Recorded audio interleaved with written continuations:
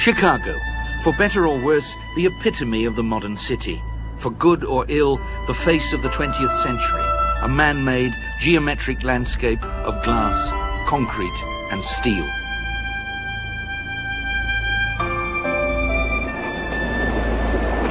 Much of the 20th century face was first fashioned not here in the New World, but in the Old, in a revolutionary school of architecture and design, founded in a small provincial town in Germany at a moment of political unrest and economic chaos. It was called the Bauhaus.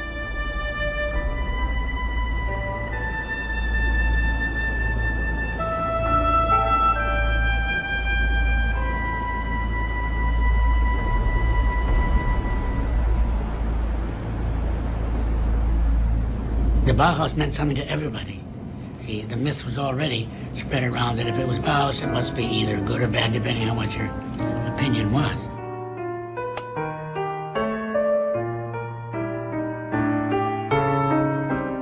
Ja, am Bauhaus verdichteten sich tatsächlich viele Avantgarde-Ideen, viele auch revolutionäre Ideen der 20er Jahre.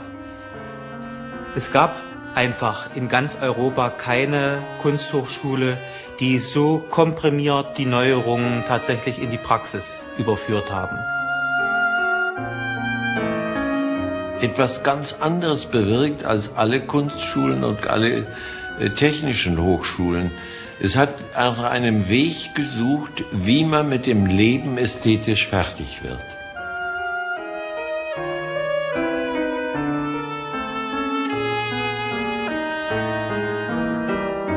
The Bauhaus was the greatest design institution of the 20th century, without a doubt. It's affected everything. Our cities on a huge scale turned them into rather mechanical machines. And it's turned our interiors into rather nice, simplified, kitchen-like instruments.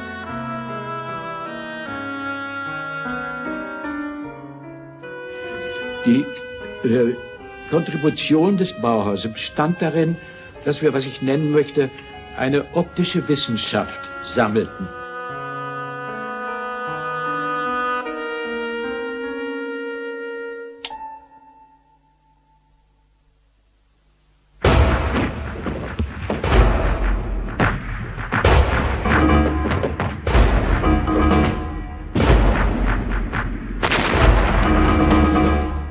The Bauhaus was born out of catastrophe. The new world it helped to shape came painfully into being some 3/4 of a century ago, even as the old world was collapsing. The Bauhaus was the idea of Walter Gropius, a German architect who, while serving as an officer in the Great War, dreamed about a school of art and design that would help change the world.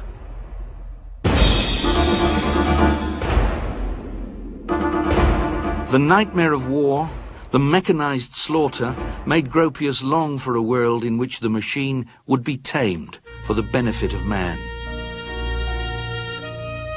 Well, I still remember when I came out of the First World War, and there was one moment in my life which I do not forget, but all of a sudden I became aware that I would have to take part in something completely new, which would change the conditions I had been living in before. When I think of the beginning of my life, there had been utopian ideas and nobody thought that they might become reality, but they have become reality today.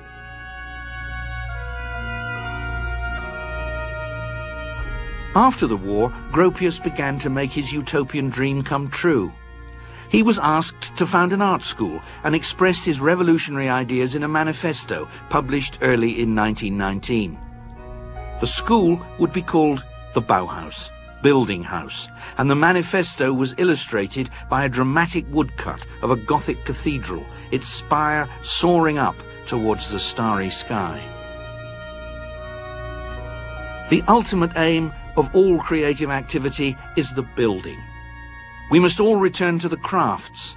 The school is the servant of the workshops and will one day be absorbed by them. Let us together create the new building of the future, which will one day rise towards the heavens as the crystalline symbol of a new and coming faith. Gropius was not alone in his utopian aspirations. his school was supported by public funds.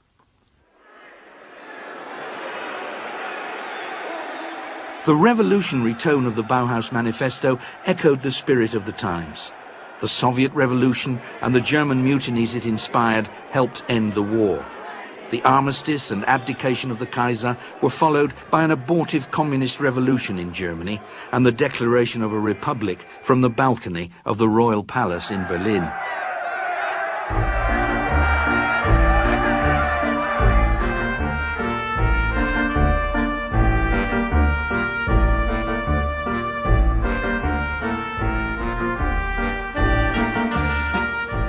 The Bauhaus was founded in the old city of Weimar, where the new German constitution was also devised.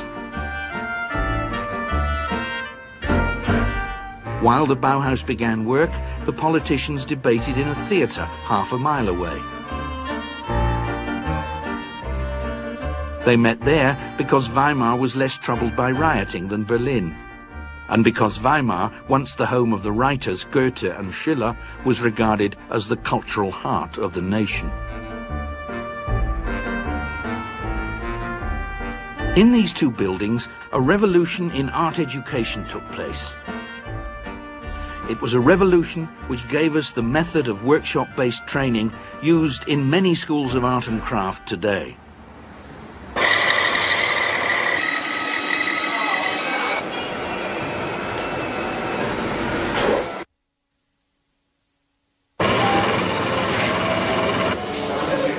Dann war mir klar, dass eine größere Verbindung zwischen den neuen Produktionswaffen, den Maschinen und dem künstlerischen Menschen hergestellt werden müsste.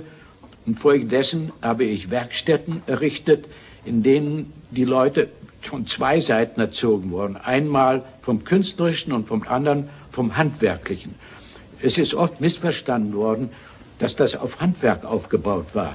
Das war aber eine Zelle der Vorbereitung. Man kann nicht eine Maschine verstehen, bevor man nicht die Handwerkszeuge verstanden hat. So the backbone of the Bauhaus in Weimar was its workshops, where the students, known as apprentices, acquired their skills not by designing on paper, but by actually making things. Chairs and other types of furniture in wood, for example. Bookbindings, stained glass, implements in glass and metal, fabrics or ceramics. A major innovation at the Bauhaus was that craft skills were taught by master craftsmen, while aesthetic inspiration came from artists. The pottery workshop was run by a master craftsman under the artistic supervision of the sculptor Gerhard Marx, who relished the bohemian atmosphere at the Bauhaus. Wirklich, da war Leben, und zwar künstlerisches Leben. Also das hieß, dass man sich die Schuhe auf die nackten Füße malte und Umzüge machte und rote Fahnen anklebten und so weiter. An Persönlichkeiten unter Schülern und Lehrern fehlte es wirklich am Bauhaus nicht. In my mind, the painters of the modern time had done some constructive thinking. They had developed a certain philosophy as to artistic space and colors and form. So I thought, though the final aim of the Bauhaus for me was architecture, that the painters might be able to bring in really the beginning of a new constructive thought. And they have shown that it was so. We have to pull the whole thing together. We have to destroy these separations between painting and sculpture and architecture and design and so on. It is all one. Gropius didn't employ just any artists in his search for teachers who could think constructively. On the Bauhaus staff were some of the most original painters of the age. There was the Swiss Paul Klee, a mystic, as gifted a violinist as he was an artist.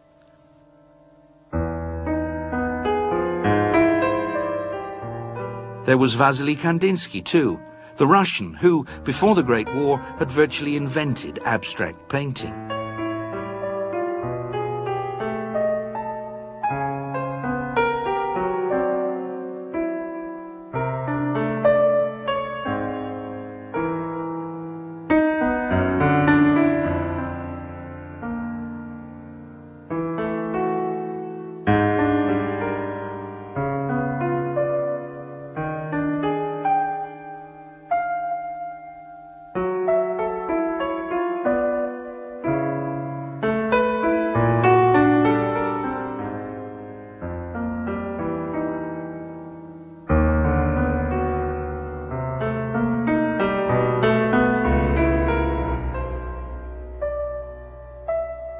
He was now developing a visual language consisting of triangles, circles and squares, expressive textures and dynamically moving lines.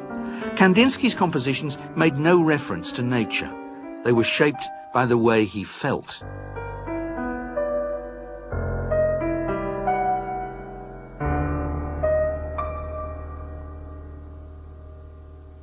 Another painter who taught at the Bauhaus was Johannes Itten, a metaphysical dreamer who was responsible for one of the many innovations which made the Bauhaus such a remarkable school. This was the compulsory foundation course, to which Klee and Kandinsky also contributed. Johannes Itten's foundation course was the basic unifying factor in the Bauhaus for its entire period. Johannes Itten was there for 3 years, and he was the one to invent this method of teaching, where he would start off with breathing exercises, with intense introspection, with a kind of Buddhist-like calm, which he learned actually from Buddhism. Itten was also a disciple of Mazdaznan, a variety of Zoroastrianism, in whose service he shaved his head and wore monkish robes, even while teaching. Well, Bauhaus was the first time in art and design education that the emphasis had been put on the individual student, the student's emotions and senses and intellect. And it was also the first time that design had been taught in a coherent way within an art context. A student would arrive and enroll for the preliminary course, and instead of previous preliminary courses, which had been all about the history of art and learning about the solutions of past ages, you went straight into abstract forms. You learnt about materials and their textures. You learnt about colour theory. So it was a kind of grammar that you learnt for 6 months to find out about your individuality and which direction will you go. That was the basic structure of the course. In drawing as well as in three-dimensional design, a great stress was laid on texture. We had to imitate texture of wood, of glass, of wool, of anything we found interesting in contrast to other textures. And also we were asked to build up three-dimensional structures of various materials.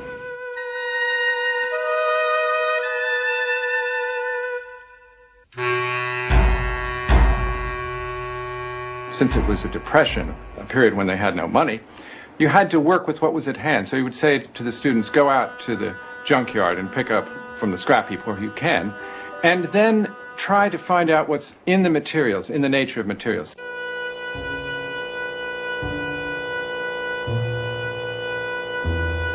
My girlfriend, for example, had cut her hair short at that time.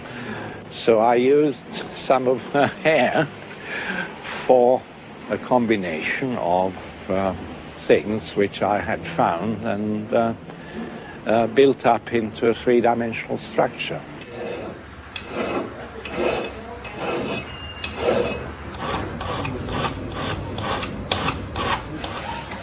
The Bauhaus invented the modern art student.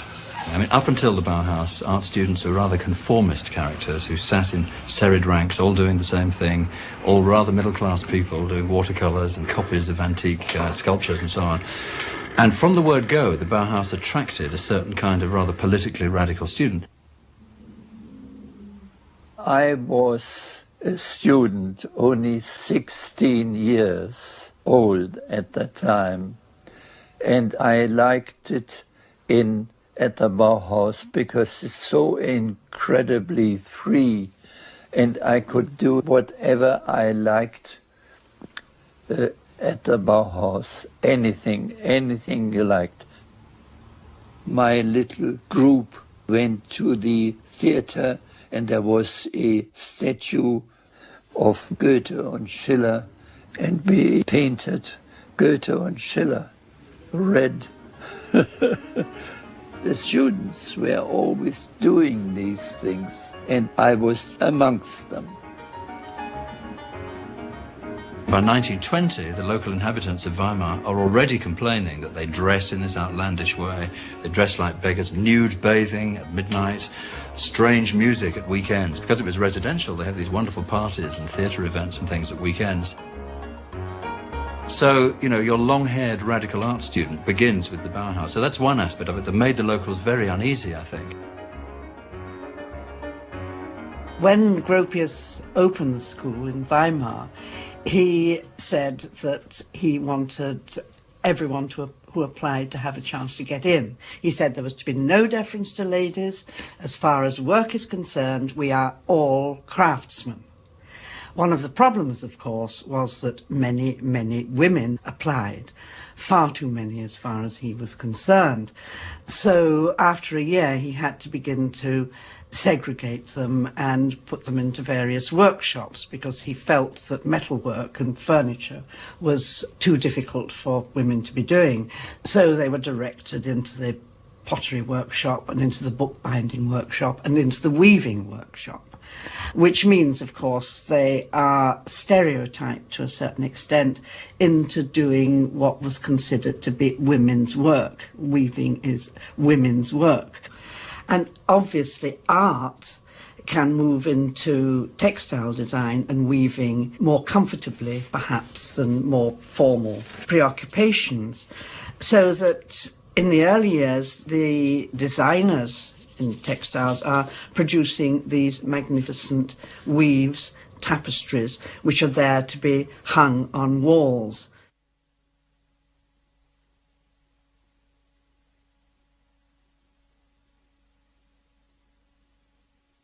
One of the most brilliant women students, Marianne Brandt, wasn't a weaver, however.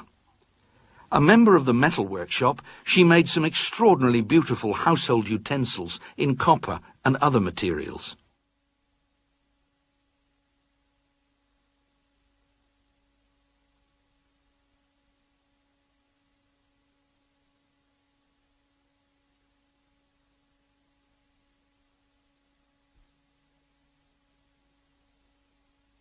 By the time Brandt was producing her characteristically refined and functional objects, the Bauhaus workshops had begun to move away from individually crafted pieces towards products made as prototypes with later industrial manufacture and a mass market in mind. Elegant, simple pieces are the forerunners of what today passes in every home for good, thoroughly modern design. Then they seemed startlingly plain. Everyday objects like tea infusers were designed in terms of their function and the need for mass production. Some products were already being manufactured in series by the Bauhaus workshops. A chess set with pieces signalling the way they moved across the board sold well. A cradle consisting only of triangles, circles and rectangles in the primary colours remained unique. A range of wooden toys made up of separate, brightly coloured elements is still on sale today. The design of many of these products was closely linked to foundation course teaching, in which there was an emphasis on colour and geometry. In the foundation course, attempts were made to subject form and colour to scientific laws. Kandinsky taught that the primary forms, the circle, the square, the triangle, represent and convey qualities identical to those inherent in the primary colours, blue, red and yellow. Primary colours and shapes also inspired the productions of the Bauhaus theatre workshop. Theatre was central to Bauhaus teaching because it provided a way of bringing several artistic forms into an intimate and expressive unity. Its artistic director was the painter and sculptor Oskar Schlemmer.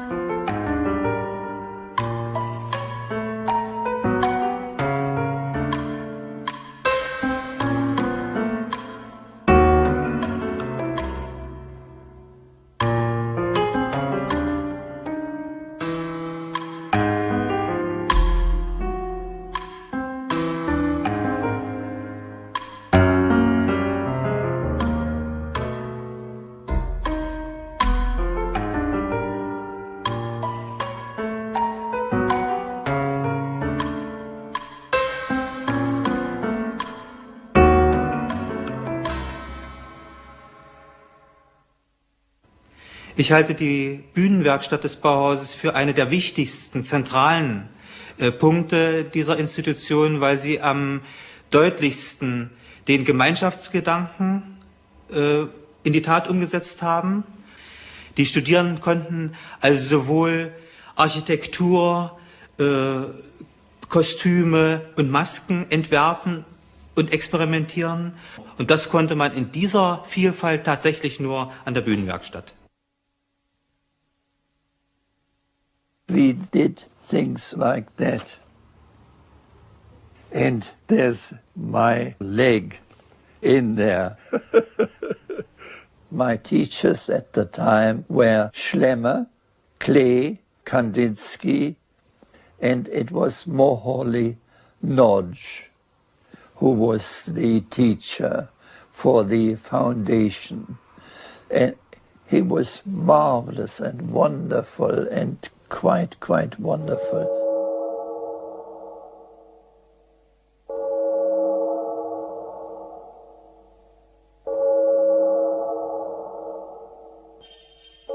Laszlo Moholy-Nagy was a Hungarian constructivist and the master of many media. He took over the foundation course in 1923, sweeping away Itten's metaphysics and mysticism, replacing them with the mystique of the machine. Moholy-Nagy was an extremely lively personality.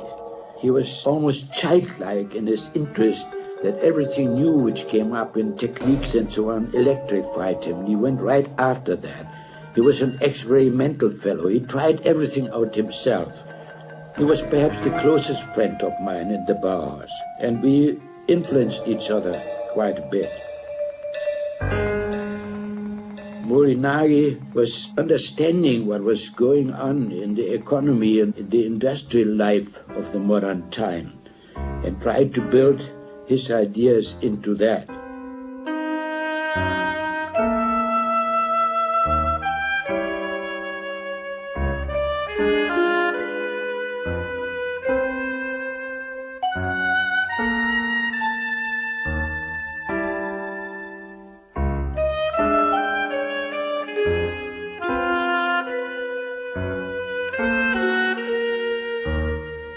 The new foundation course was also taught by Joseph Albers, who came to the Bauhaus as a student in 1919 and became the first graduate to teach there.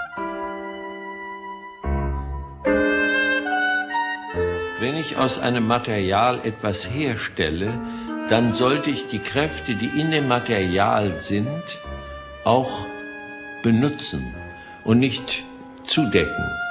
Also dieses in dem Material denken war sein Ziel. Und er stellte Aufgaben, die etwa so lauteten wie mit dem großen Stück Packpapier, das etwa ein Yard groß ist, aus dem man Raum herstellen musste.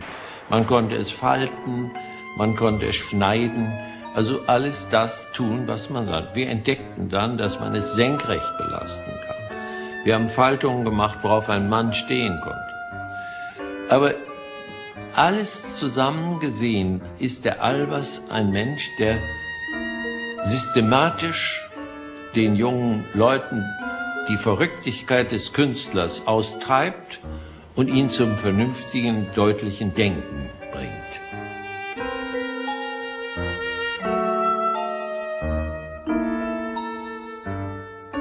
The paper constructions made under Albers' supervision trained the students to think not so much like artists as engineers. In 1923, the Bauhaus finally went public. The local government demanded to see what was being done with taxpayers' money, so it was agreed to mount an exhibition. Die Ausstellung von 1923 hatte einen doppelten Charakter. Einmal stellte sie die Arbeitsergebnisse der ersten Jahre der Schule in sehr wirkungsvoller Form dar in Weimar. Es brachte sehr viel nationale Aufmerksamkeit, ja sogar auch einige internationale Aufmerksamkeit nach Weimar. Zugleich aber machte diese Ausstellung schon die Wende von dem eher expressionistischen frühen Bauhaus zum konstruktivistischen späteren Bauhaus deutlich. The most important feature of the exhibition was a house built on a hill overlooking the Weimar Park on a street called Am Horn. The site was on a field used to grow fruit and vegetables for the Bauhaus canteen. The house was constructed from prefabricated parts and furnished entirely by the Bauhaus workshops. It was ecologically sound, cheap to build and easy to run. The Haus am Horn gave a shape to dreams about a better world. The Haus am Horn was the experimental house built with the purpose to be so economic in price that a skilled worker in Germany would be able to afford it, with all the mod cons included, like central heating and bathroom. This was, of course, one of our ideals. We wanted to penetrate into the mass market because we thought once our things are economically priced for the man in the street and, let's say, available to be bought in shops like Woolworths, then, of course, we will succeed in changing the environment. And that, we felt, would be also changing man towards a better being.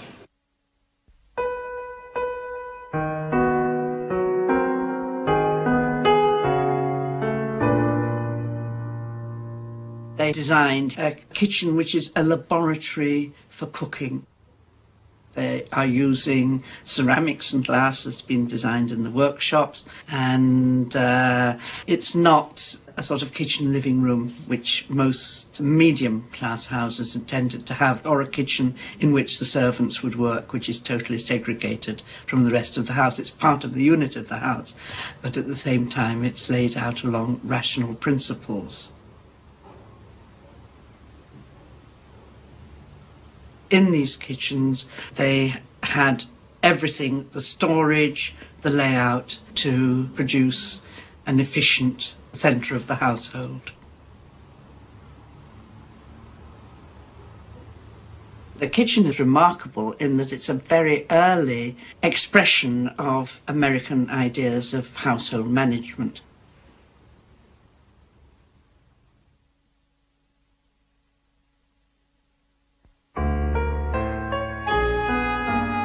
In 1923, hyperinflation was raging, and so the Haus am Horn, intended to be built and sold in large numbers, remained the only one of its kind. As the printing presses ran hot, the zeros on the banknotes multiplied. Some of the notes were even designed at the Bauhaus. Unemployment rose. Radical politics flourished. The Bauhaus had never been popular in Weimar. Now, increasingly branded communist, its future in a reactionary city looked bleak. The politics was all left-wing. Some of them were communists and shouting it about. And I was doing it myself. And the Weimar citizens spat down the pavement because we were the enemy. Even that time, there were Nazi marching through the Weimar streets, protesting against communists. Die nationalsozialistische Welle kam zuerst sehr stark hoch in Thüringen. Und wie es ja leider war, auch künstlerische Dinge wurden zum Spielball in der Politik benutzt. Und so war es also ein Kampf der Parteien. Und wie diese nationalsozialistische, damals völkische Partei stärker wurde in Weimar, wurde uns der Dampf abgeschnitten.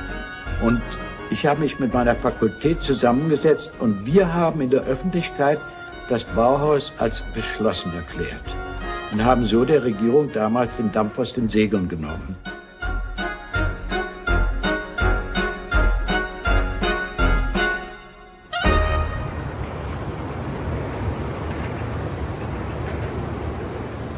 In 1925, the Bauhaus reopened in Dessau, an industrial city to the north.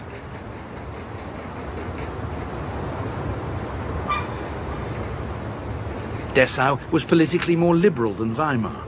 It was also richer, thanks to its chemical and engineering works.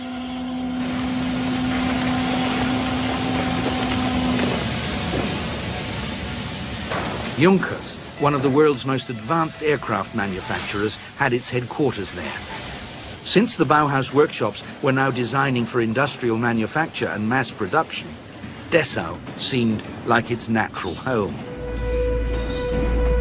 There was money for a huge school building which Gropius designed. Thanks to advanced construction techniques, it took little more than a year to build in glass, steel and concrete.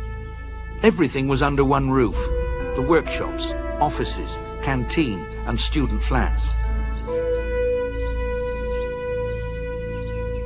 It was the crystalline cathedral of functionalism. The Bauhaus was one of the first buildings in Europe to express the hunger for directness and simplicity which affected architecture almost everywhere at the time and were the most visible characteristics of the international style.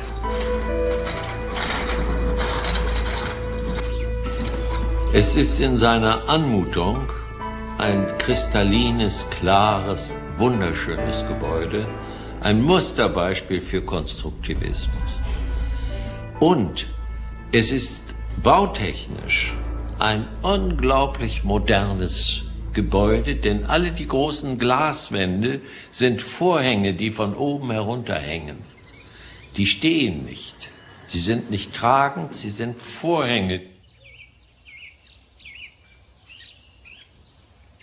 Filled with light, uncluttered, somehow severe and clinical, the Bauhaus looked less like an art school than a huge laboratory. Appropriately enough, its leading teachers, Kandinsky, Klee and Gropius, looked less like artists than chemists or mathematicians.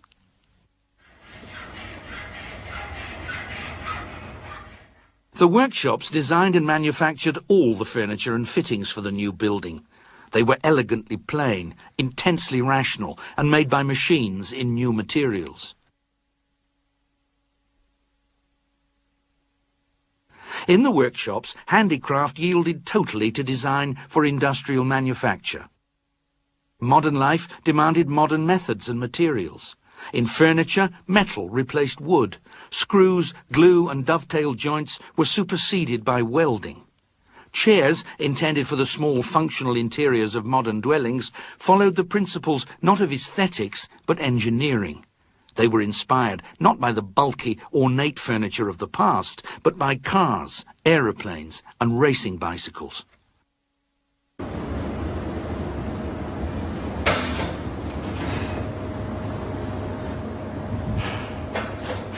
A chair, known as the Vasily, was designed for Kandinsky.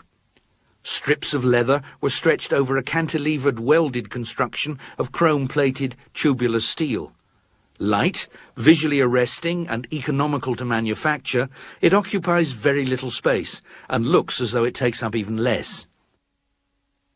Created by Marcel Breuer, it's one of the archetypes of modern furniture and one of the icons of the age.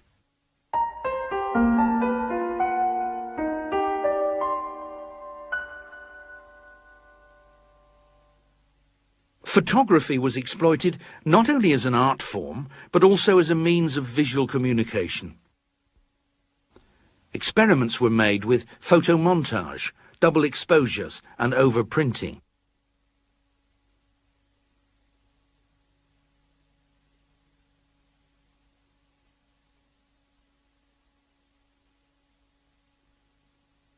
Typography and graphic design made commanding statements, bright, bold, simple, and devoid of every kind of decoration. Even serifs were banned. Typefaces and layouts were rethought in terms of optics and communication theory. So were advertising and display. All traditional solutions were ignored. Everything was possible. The face of the 20th century was designed, manufactured, and staged at the Dessau Bauhaus. Sehen Sie mal, dieses Zentrum da mit der Bühne und der Kantine. Stellen Sie sich vor, dort wird moderne Musik gemacht und dann sitzen Sie bei den Zuhörern, Klee und Kandinsky neben den Studenten und hören die neuesten modernen Musikfolgen aus dem Konservatorium von Leipzig. Aber es war auch so, dass bei der Kantine manchmal die Wände aufgeschoben wurden und dann tanzte dort ein Maskentanz von Schlemmer.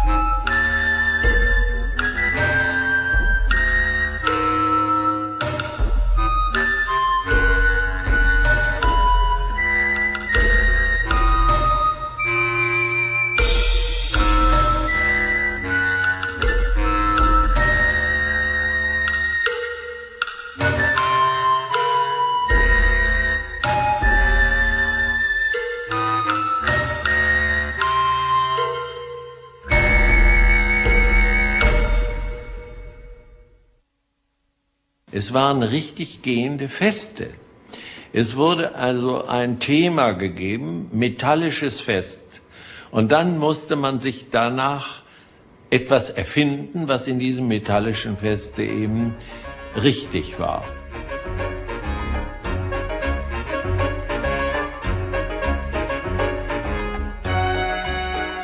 Und die Bauhaus-Band war so ein Zwie zwischen Dixieland und, sagen wir mal, ja, so ein bisschen hat Hindemith auch damit hineingefunkt mit seinem elektrischen Klavier.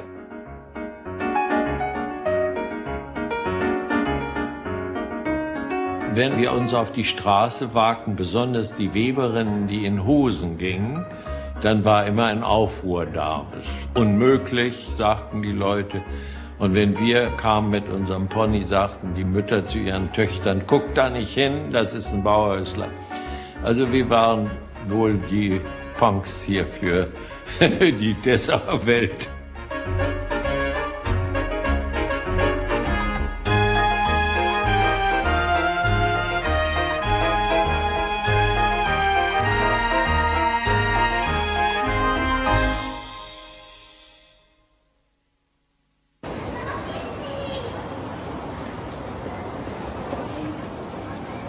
The biggest change at the Dessau Bauhaus was the introduction of an architecture department.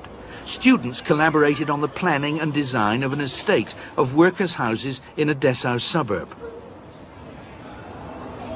The estate, intended to deal with an acute housing shortage, consisted of flat-roofed utilitarian dwellings assembled from standard prefabricated parts. Built remarkably quickly, they were cheap to buy or rent, comfortable and easy to run. Financed by the city council, the development was one of the earliest estates of its kind. Head of the architecture department was Hannes Meyer, a communist who believed building was not an art but a science. He soon became the second director of the Bauhaus.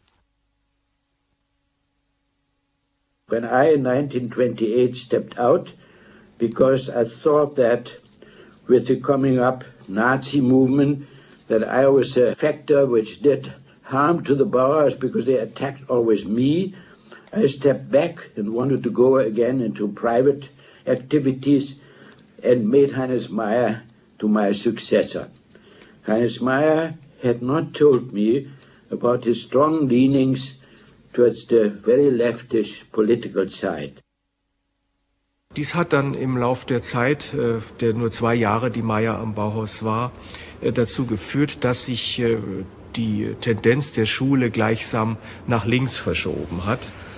Was natürlich auch damit zu tun hatte, dass 1929 in der Folge der Weltwirtschaftskrise eine sehr starke, disparate Bewegung in Deutschland war, die ja dann auch den Aufstieg der Nazi-Bewegung begünstigt hat und auf der linken Seite des politischen Spektrums ein sehr starkes Anwachsen der kommunistischen Bewegung, die auch am Bauhaus aktiv wurde. Dies war der eigentliche Grund, Hannes Meyer 1930 von der Leitung des Bauhauses zu entfernen und Ludwig Mies van der Rohe zu seinem Nachfolger zu bestimmen. They got Mies van der Rohe, who was not a gentleman like Gropius, but a Catholic theoretician from the Rhineland. And if you know Germany, you realize that the Rhineland was different from Prussia. Mies van der Rohe was easygoing, Rhineland, wine drinking,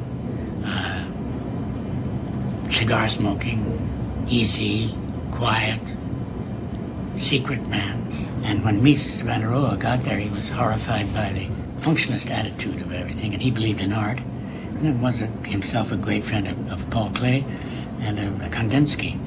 And he wanted to bring back art as the foundation for the Bauhaus, not losing the discipline. He was much more disciplined than the Bauhaus. The Bauhaus was ideological, but led easily into political protests. Under Mies, who became director in 1930, architectural studies dominated the Bauhaus and all political activity was banned. To no avail. In Dessau, as earlier in Weimar, the Nazis gained control of the city council and closed what they saw as a festering sewer of communist, cosmopolitan and Jewish ideas.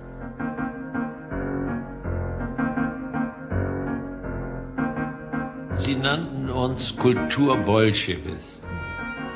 Also alles, was bolschewistisch war, war ja kommunistisch, war also böse.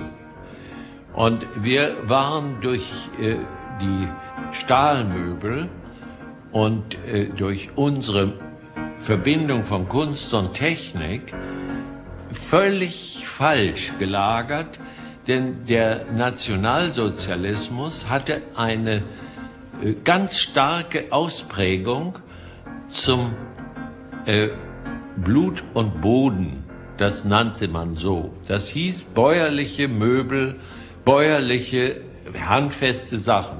Dabei ließ er sich vom Speer Möbel machen, die waren wie die auf den Dampfern, wie sie auf den großen Schiffen. Aber er verlangte von dem Volk also, dass sie also solche Holzmöbel nehmen. Und er wollte wieder zurück zu der bäuerlichen Einfachheit. Und das war der Sache. Und dann gab es Brauchtum und Sitte. Dann wurde auch noch getanzt. Also, und unsere Jazzmusik war ja absolut verboten. Die ließ man nur, Goebbels ließ sie nur im Film durchkommen. In Filmen durfte man ein bisschen so Tanzmusik machen und so. Die hassten uns, weil wir was anderes machten.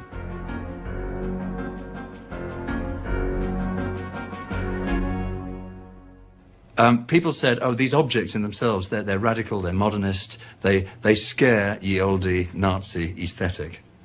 That simply isn't true. Bauhaus artifacts were on sale throughout the 1930s in Germany. In shop windows, you'd have a Marianne Brandt kettle next door, a teapot next door to Nazi swastikas and souvenirs of the regime. There's even a famous postcard of Hitler reclining in a tubular steel chair. So it wasn't the objects which caused the problem. The Nazis quite understood industrialization. I mean, autobahns, gas stations, the four-year plans, you know, the Volkswagen. They understood all that. It was the teachers and the students. And it was that image of the Bauhaus that got them into trouble. Stormtroopers commandeered the Dessau Bauhaus, shattering glass, throwing tools, files and furniture out of the windows. Another sinister kind of school took over the building. It trained party functionaries. The last home of the Bauhaus was Berlin.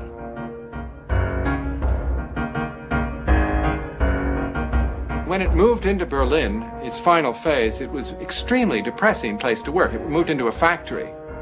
The idealism went, and the masters at the Bauhaus said, ultimately, let's close it down. On the 11th of April 1933, police arrived with trucks, closed the building, and took some of the students away.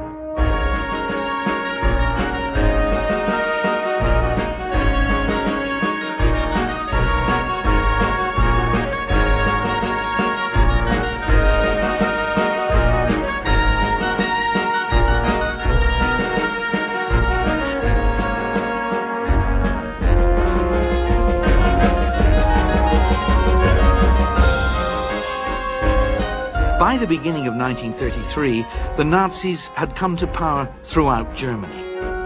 So the Bauhaus, whose life began with the birth of the Weimar Republic, ended with its extinction.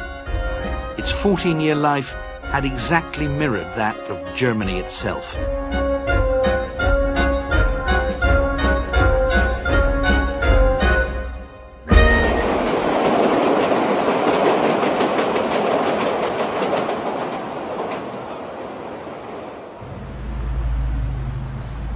The Bauhaus died in Germany, but its teachers and students spread out throughout the free world, taking their ideas and convictions with them. These took deepest root in America, particularly Chicago. Ironically, the enormous reputation and influence of the Bauhaus were enhanced by Nazi persecution. Transplanted to the New World, the Bauhaus idea proved more fertile than ever. Thanks to the presence there of Gropius, Mies van der Rohe, Moholy Nagy, Albers, and many other former members of the Bauhaus, the American city became the architectural proving ground for the industrialized world. Not only the definitive face of the 20th century in architecture and design, but still a crystalline vision of the future.